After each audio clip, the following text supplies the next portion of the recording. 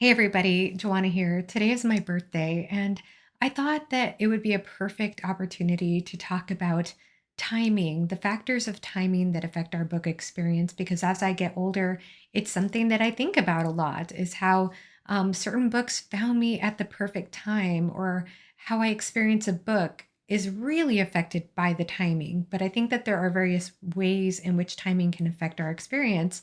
So I'm going to go ahead and summarize some of these different factors regarding timing in a positive way.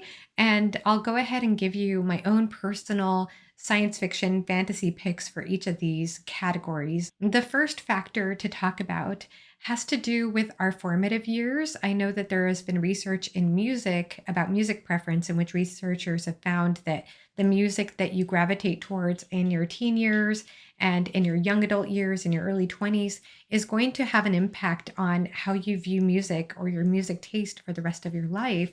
I imagine that's probably the case when it comes to what books we read in those formative years. And also, I was thinking about Sapolsky's book Behave, which is a wonderful nonfiction book I read last year. And in that book, he talked about how teenagers, the teenage brain, is wired towards novelty, that novelty is such an important factor. So I think that that plays a role. If something is new and exciting to you as a teenager, it's going to have a very lasting impact on you. And then another thing related to the formative years, so I'm kind of lumping this into one category here, has to do with generational reads. So these are books that speak to the generation in which they were written.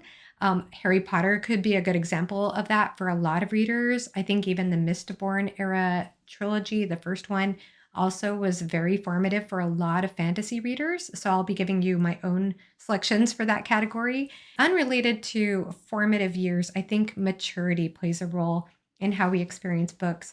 Being able to relate to a specific theme when we're older and have a better grasp of what the author is intending based on our own maturity, our own life experiences building up to that point, I think that can have an impact on how we absorb a story or relate to it.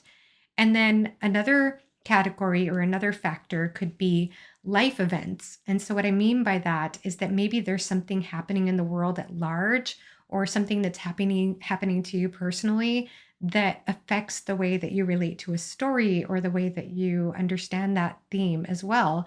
And then another factor I want to talk about has to do with effort and timing, because I think when we talk about timing in reading, that can sound very passive, like, oh, well, it's all about the right time.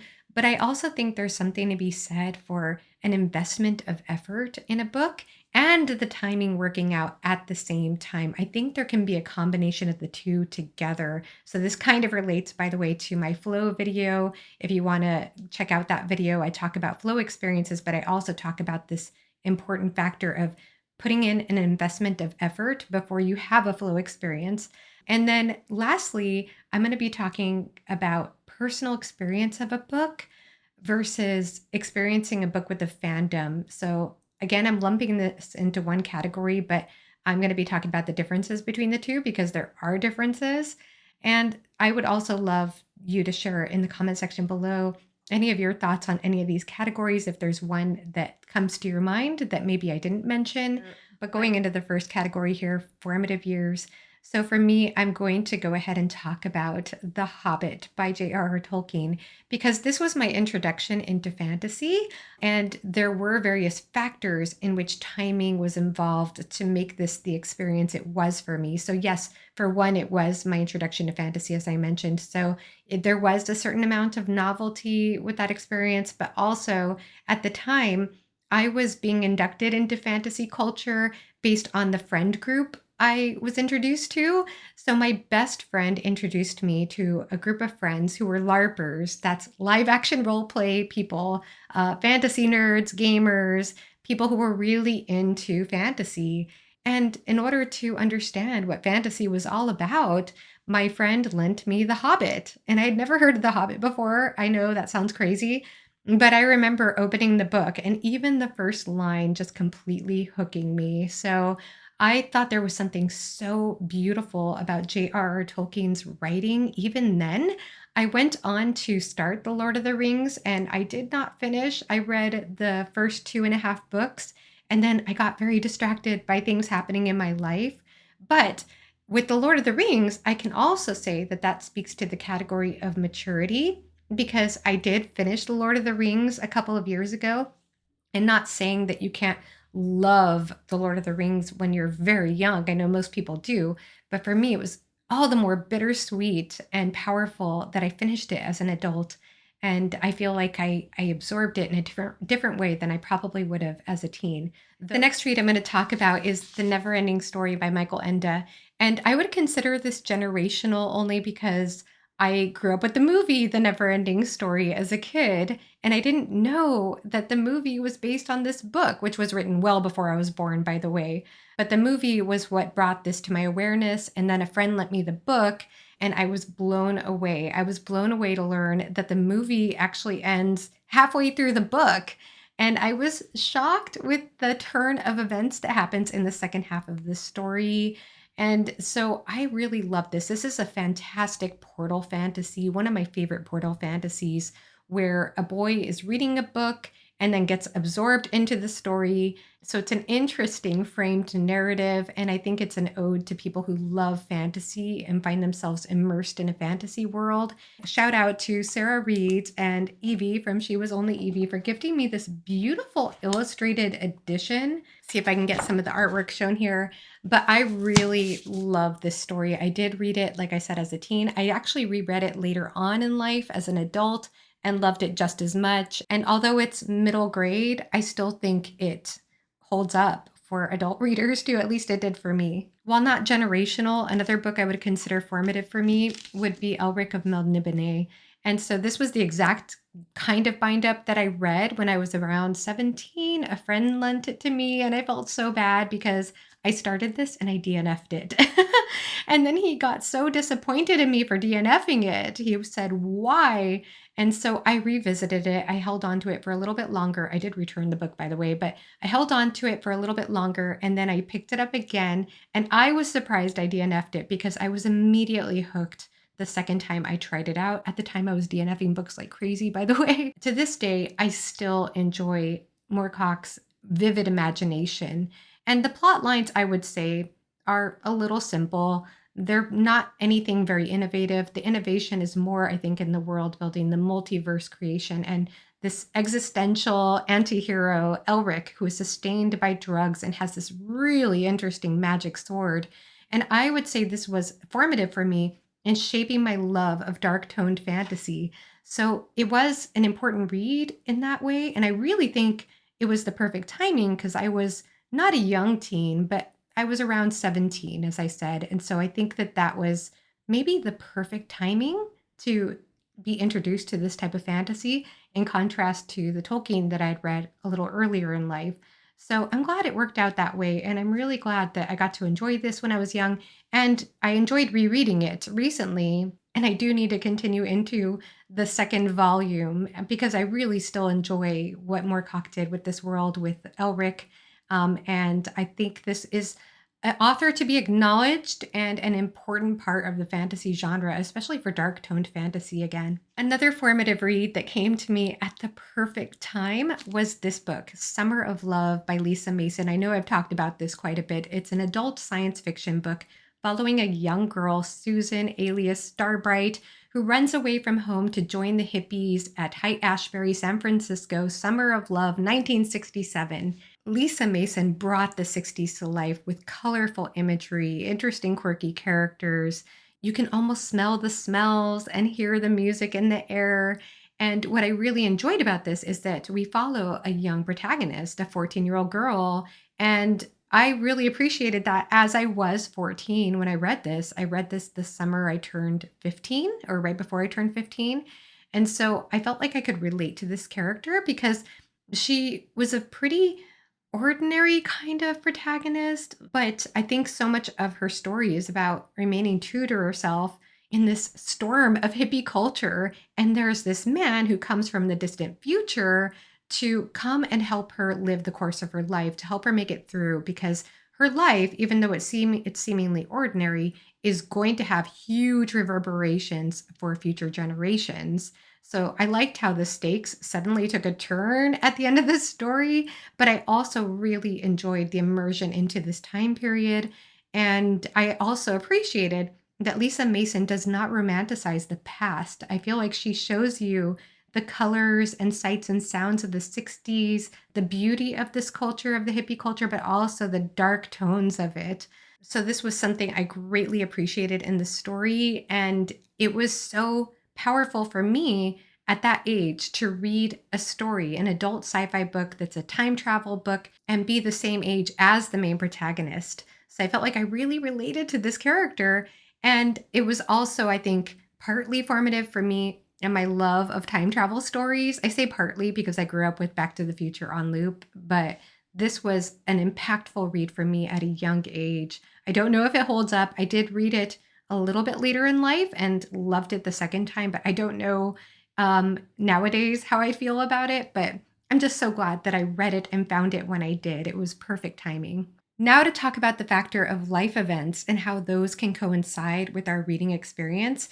And for me, I'm going to be talking about 11/22/63 by Stephen King because while this book is a masterpiece, while it's a book that I think many people can enjoy at various times in their lives, it is my oldest brother's favorite book of all time. He's reread it so many times. I read this book during lockdown in 2020, and at that time, I was giving a lot of thought to historical events and the ways that we look at what we consider normal, because that was a phrase that was used heavily at the time, the new normal or going back to normal. That was a constant conversation point at that time.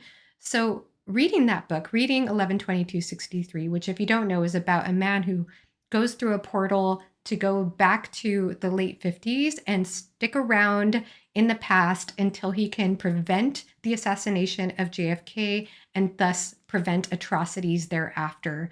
Like what I said about Summer of Love with Lisa Mason, King does not romanticize the past. He shows you a variety of aspects of the past, and he shows you how things that we might have idealized, especially about the 50s, might have not been all so great. And so it got me to think about these periods of our lives that we consider good or bad, and just recontextualizing that, reframing, relooking at things in different ways, and looking at historical events in different ways too.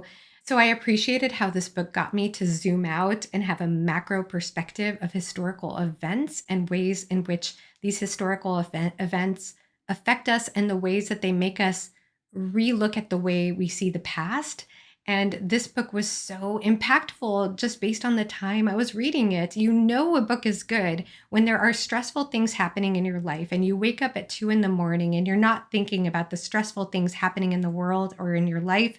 Instead, you're thinking, what's going to happen in 11/22/63? Because that's how hooked I was. That's how much that book really impacted me.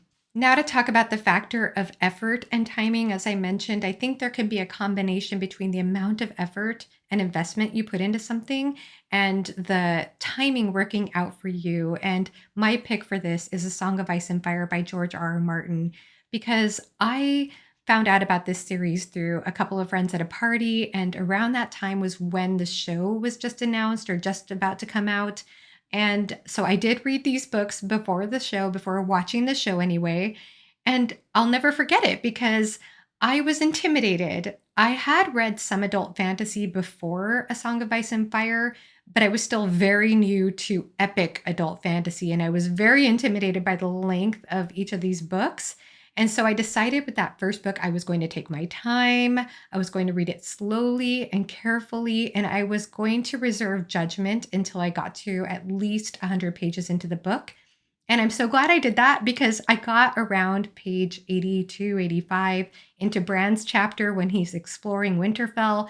And that was when I was hooked. I loved the way George R. R. Martin wrote settings, and I loved the crazy things that happened at the end of that chapter. And I ended up binging all 5 books thereafter. And it's been one of my favorite series to this day. And you probably know this, but I'm rereading the series right now. I just have to reread A Dance with Dragons, but it has a very special place in my heart. It opened up fantasy for me in a way that no other book had since The Hobbit. So I think that this was a very special read, but I think the timing was perfect. And rereading it is perfect as well at this time. But I have to say that the investment of effort was important in order for me to have the experience I had. So it really worked out. Last factor to talk about is having a personal experience with a book versus an experience with the fandom. And yes, I'm just putting this into one category for simplicity's sake. But my choice for this is Gardens of the Moon by Stephen Erickson because I picked up this book thanks to my husband. He picked it up from a used bookstore after reading online top fantasy series of all time. So he was curious about it. So I kind of stole this from my husband, but I didn't know anything about this series when I picked it up. I didn't even know it was a 10-book series. I just was intrigued by the cover. And for me, that was perfect. It was the perfect timing. I mean, even at the time when I read this, I remember searching at one point on YouTube for Malazan content, and maybe it was an algorithm thing, but I couldn't find anything at the time really. So I just didn't know anything, as I mentioned, and I was so I was so inspired by what I read. I loved how different this was than any other fantasy I'd read before, and I loved the atmosphere. I loved the female representation with Tattersail. I loved that character.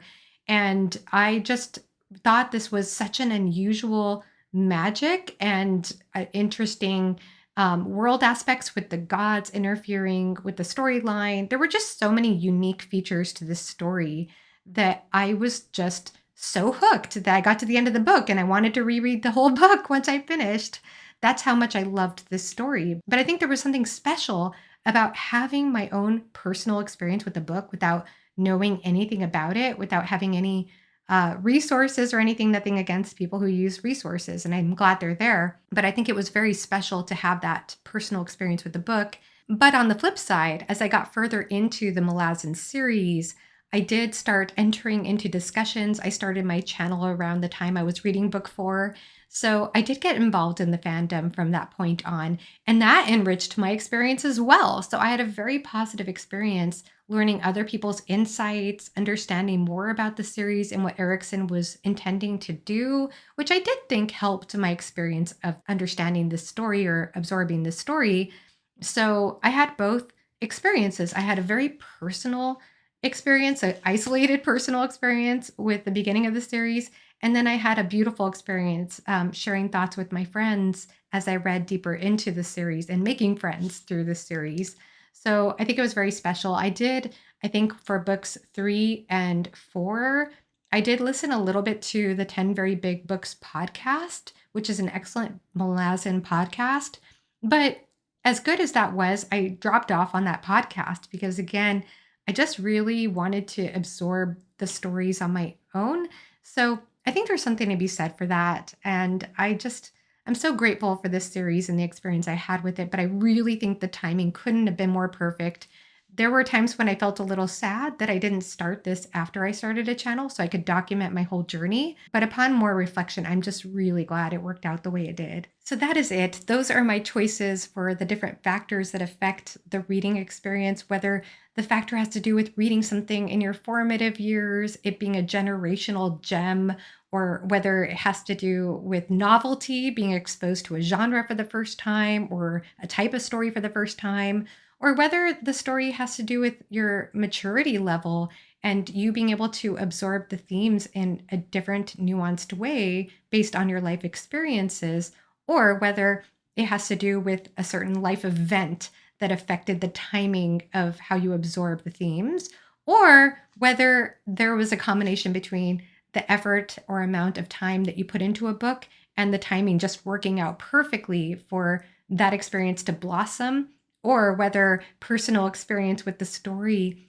allowed you to have the experience that was very special versus having a very special experience with the fandom. So please let me know if you would add any factor to this list. And thank you so much for watching. Thank you for sharing my birthday with me, even if this goes out a day late. And I hope you have a great rest of your day or week. Bye-bye.